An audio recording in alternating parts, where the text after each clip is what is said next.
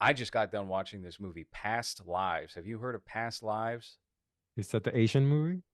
Yeah, I guess so. I mean, it's a Korean American film. The director is a Korean American. I saw the trailer to this a while back. I think when I went to go see Exorcist Believer, Mm. maybe. Wow, And what a weird, weird trailer to yeah, be before I don't that know. movie. So I saw the trailer to this. I believe it's an A24 film or something like that, and it was framed as this. Oh, it's a lost romance. It's her childhood love, and he's come back to New York City to see her one last time. And will she make the decision to go with her old boyfriend or stay with her Jewish husband? Is it Eat, Play, Rub? I like how you excused yourself after making that joke. So I watched this movie and I knew right off the bat from the trailer, I'm going to hate this movie. I hate the presentation of this Western male protagonist character because he just seems very new male, very beta. And the movie really leans into that hardcore. He's hardly even really in it. I thought we were going to start with this couple, and then the old guy comes back into the picture. It's not really like that. It was really viscerally irritating to watch this movie to the point where as soon as it ended, I started writing a post on X, started writing a review on X because there are all these little things about. And here's the thing, too. I only gave this movie a shot because it's the end of the year. We're going to do our 10 best list. And I've been surprised before with movies I was sure that I was going to hate. And then I really wound up respecting. And this movie is a well made movie. It's a well shot movie. Looks good. The performances are Mm. good. I was listening to this podcast, Wrong Reel. They were doing their 10 best of the year. And one of the guys said, and if you can pull up a picture of the character here, maybe from my timeline or so, or actually just type in past lives boyfriend and or husband, and you'll be able to I find think this guy. I got your. Let me just pull your Twitter up. I just got it over here. Yes, if we could just take a look at the picture of him. Yeah, there we go. There we go. That's our fella here. That's our hero. One of the panelists on the Wrong Reel podcast described this character as like a shining beacon of masculinity. And looking at these photos here, do you see any trace of masculinity? No. Okay. All right. Thank you. I'm glad we were on the same page here. So, this old boyfriend, he's a childhood love of hers. They're very close as children. And then they grow apart, and then she moves and she's living in New York City. And then they have like a Skype relationship. It takes place after about 12 years from that point of childhood. She's in her 20s, although she looks about 40 throughout the entire movie. No offense to her. That alfalfa fucking haircut doesn't help.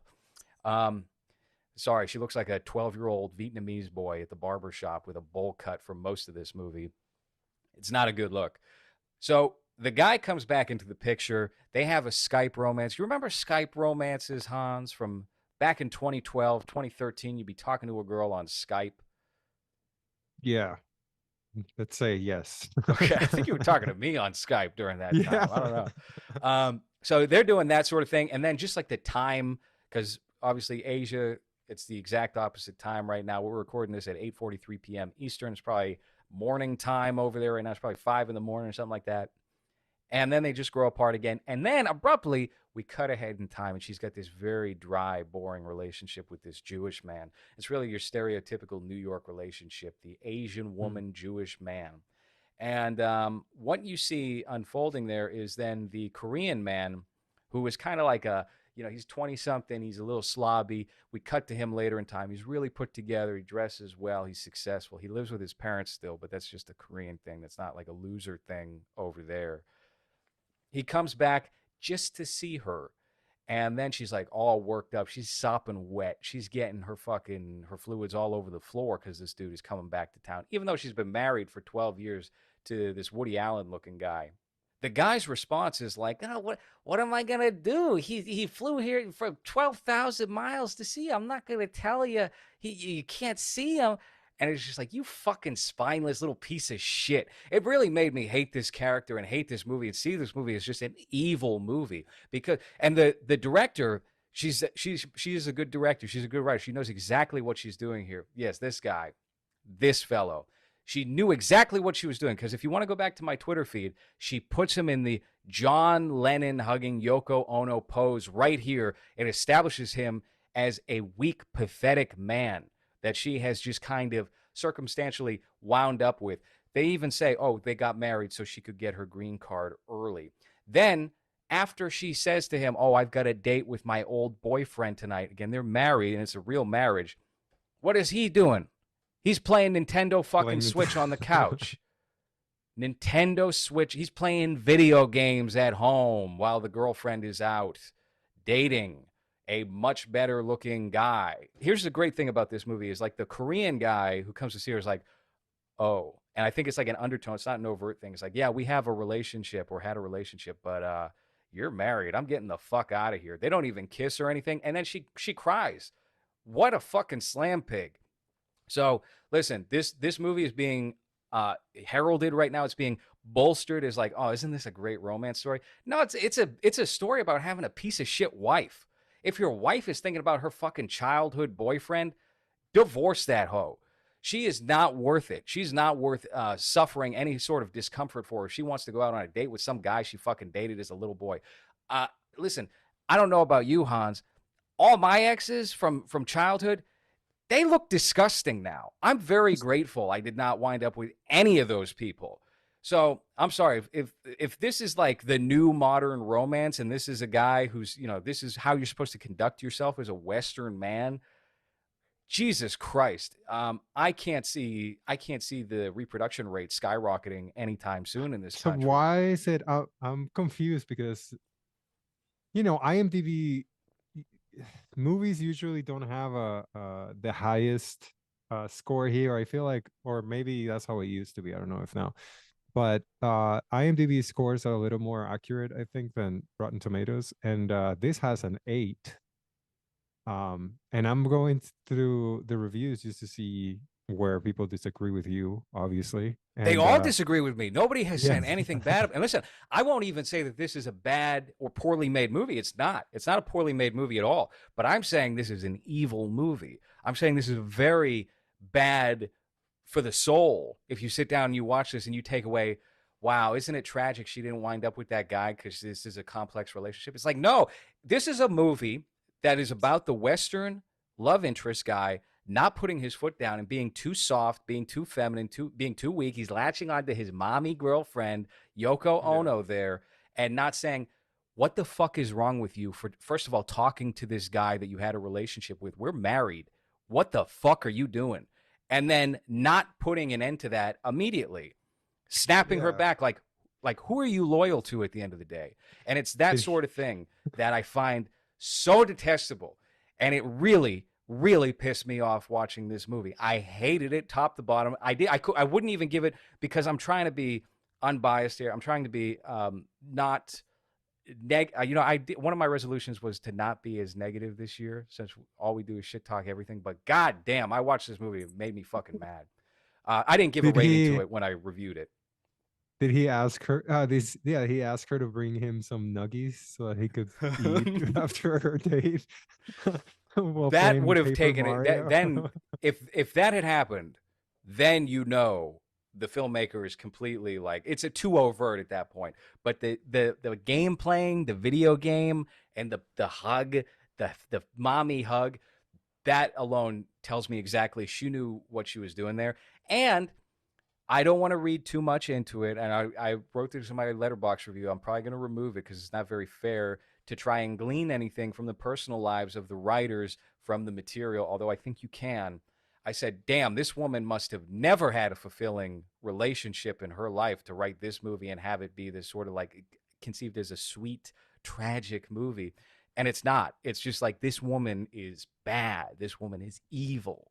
And these two men are hurt as a result of her not being able to make up her mind, because this guy won't make a decision. This Western man will not make the decision to say, don't do that. I don't want you to do that. I want you to have respect for me as your husband, to not go ahead on this date and see this guy. He has no business flying over here for 10 hours to come and see you. And then they basically put it in the hands of the Korean guy who's like, listen, that's your husband. You two are meant to be together. I'm going to step back and go back to Korea. He's the only noble character, the only respectable character in the whole thing. Can you read the review that I have pulled up right now? Sure, all the dudes cry, June 26, 2023. Warning, spoilers. I saw Past Lives alone on a Sunday morning with three other single men in the theater. We all sat in opposite corners. Every single one of us cried, shamelessly, out loud as this movie concluded. If your movie makes four dudes show up alone at a movie at 10:30 a.m. on a Sunday and cry, you hit it out of the park. Yeah. God What do damn. you how do you You know this is a white guy who wrote this. Jesus Oh Christ. yeah. How Yeah. fucking despicable. To also write this review here, DNKQBZW on IMDb.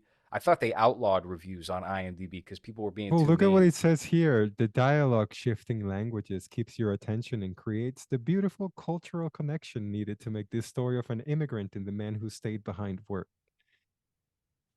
Is that I mean, that's definitely white.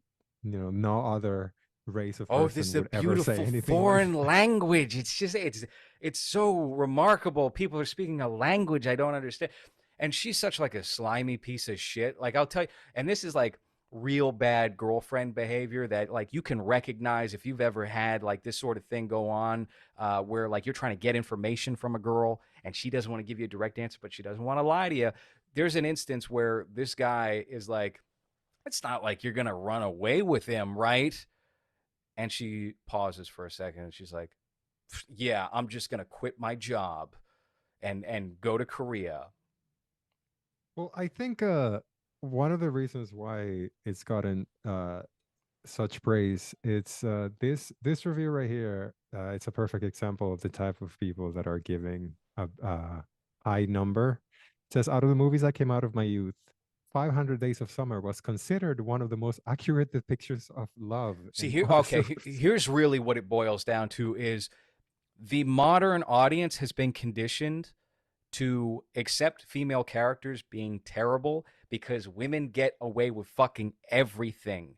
Everything. If we reversed the positions here, even on like 500 Days of Summer, if you reverse that, if you flip that and set it in the 1980s and you put William Hurt as that character who's just, he can't make up his mind, he doesn't want to commit to a decision, that character's a fucking asshole. That character is a total yeah. piece of garbage. But because it's a woman, oh, well, we respect women's independence. They never had independence until the last 20 years. So you got to understand, you got to just be totally cucked by this fucking Korean guy in a suit who showed up after a 10-hour flight to fuck your wife. You have to respect that. No, you don't. You don't have to fucking respect anything. So it's a disgusting movie, is really what I'm getting at here. I didn't mean to make the whole Yeah. show about it, but god damn, it really set me off. Like how come Observe and Report didn't get this response? You know, when he's a romantic.